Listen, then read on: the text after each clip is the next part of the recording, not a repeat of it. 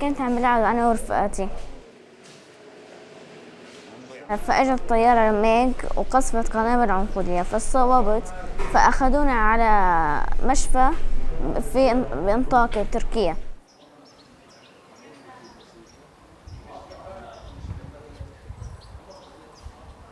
Ilyas Woody and 35 others were injured when the Syrian Air Force dropped a cluster bomb on his village, Selkin, in northern Syria, just a few kilometers from the Turkish border. His father, Abu Rahim, witnessed the attack that destroyed his son's leg. شو ذنب الأطفال؟ سؤال لجميع أنحاء العالم، شو ذنب الأطفال بس؟ Looking for a way to help his son, Abu Rahim found this center, run by the National Syrian Project for Prosthetic Limbs. It provides free artificial limbs for Syrians. Started in April 2013 by Syrian doctors, it's located right across the Syrian border in Turkey. Rayed al-Nusri manages the center, which is funded by non-profit aid organizations like Syria Relief. Al-Nusri said it's the only place like it for Syrians in Turkey. Here in the refugee camps on the Turkish side of the border, Syrians have a safe haven from the war. Despite the international tension on chemical weapons attacks that killed more than 1,000 Syrians in August, more than 100 times that number have been killed by conventional weapons. Military attacks are still the main reason Syrians lose their lives or limbs. أخي نحن عم نعوض له للمريض طرف، ولكن المريض كان محبط، ما عم يتحرك، معاق، ناس عم تشيله، بعدين الحمد لله عم يطلع، عم يمشي، عم يقضي حاجته بإيده، عم يروح يجيب غرض، عم يشيل اللي بده إياه، يحط اللي بده إياه، فعم ترجع له عم مثل كأنك عم تعيده للحياة أنت للمواطن. وإنما ما فخر، نحن عم نعمل واجبنا It's not just civilians they're treating.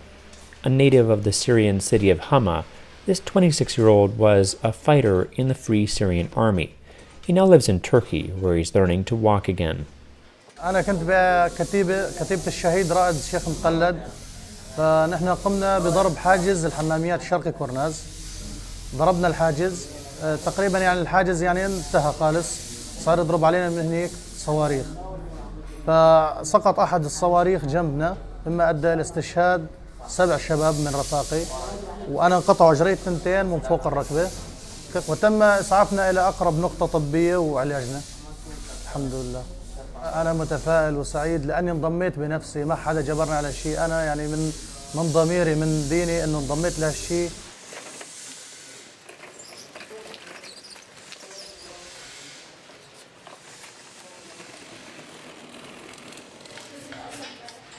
For now, the staff is just making artificial legs, but they're planning on helping Syrians who lost their arms soon. To build the artificial limbs, they use simple materials like plastic, metal, and plaster that they purchased locally. They make them cheap. The quality is not as high as one that would elsewhere cost $5,000 or more, but it's better than not having a prosthetic at all. Finally, it's Ilyas's turn. Hamid Sheikh Omar takes measurements and then gets to work on putting together the artificial leg. Omar is new here, and he's still going through training to be a technician. Like everyone else at the center, he has no background in prosthetics. He's just learning as he goes, from those with more experience.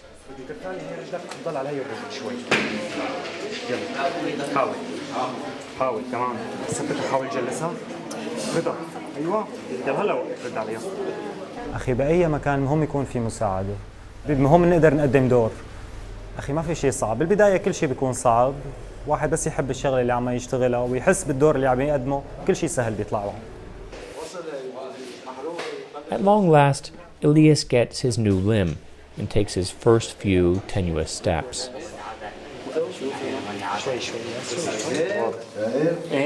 صار لما بضغط بيجي بالثاني بتعجل الثاني، شايف شلون؟ لا في عم تسبقني، عم تسبقني بدك رجع لورا اسمعك شوي يمكن شعرات. Omar and the rest of the staff coach him on how to walk again.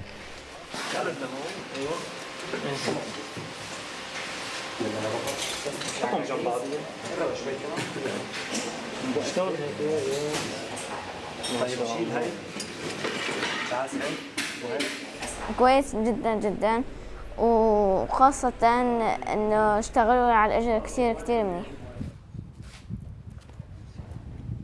After receiving his new prosthetic limb, Elias and his father start their journey back to their village in Syria. Despite the risks, they're eager to return to their homeland.